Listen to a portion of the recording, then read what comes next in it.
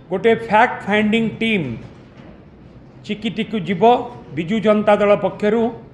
एवं से माने जाइकी ए सबू कथा को अनुध्यान करेंगे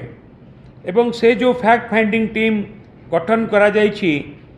ता निरंजन पुजारी मान्यवर पूर्वतन मंत्री वर्तमान विधायक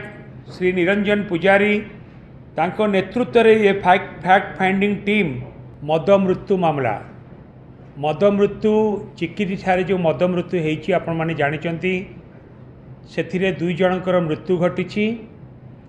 एवं ता सहित भी अनेक लोक आज चिकित्साधीन अच्छा मेडिकल ले आपण माने देखुथिबे नुआ बीजेपी सरकार गठन हैला परे सरकार रे का सहित कौनसी तालमेल खाऊ नाही कौनसी गोटे मंत्री कहउचंती कि मद संपूर्ण भाव में ओडिशा रे बंद कर दिया जिवो आउ जने किए कहउची मंत्री कि घरे घरे मद पहुँचे दिया जिवो ऑनलाइन रे मद बिक्री हबो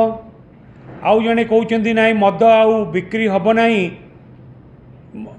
मद बिक्री हबो किंतु आउ नुआ दुकान खोलिबोनी नुआ दुकान खोलिबो नाही कहिबार 2 दिन परे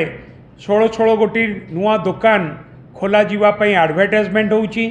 एवं नुआ दुकान खोला जाउची तो आउ कई मंत्री कहउचंती नाही आउ आमे नुआ दुकान न खोलिकी चोरा मद को प्रोत्साहन देबू यही परिस्थिति रे वर्तमान बीजेपी सरकार चली एवं ठीक सही समय रे दुई जन अपमिश्रित मद पीकी दुई जनकर मृत्यु घटी चिकिटी रे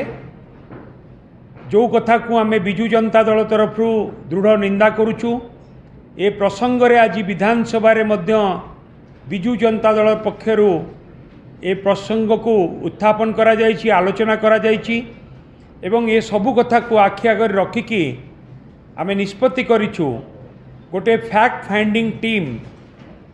चिकिटी को जीव बिजु जनता दल पक्षर एवं से माने जाइकी ए सबू कथा को अनुध्यान करेंगे एवं से जो फैक्ट फाइंडिंग टीम गठन करा जाइछि ता निरंजन पुजारी मान्यवर पूर्वतन मंत्री वर्तमान विधायक श्री निरंजन पुजारी तांको नेतृत्व रे ये फैक्ट फाइंडिंग टीम चिकिटी गस्त करिवे एवं तांको सहित मध्य टीम रे श्रीमती उषा देवी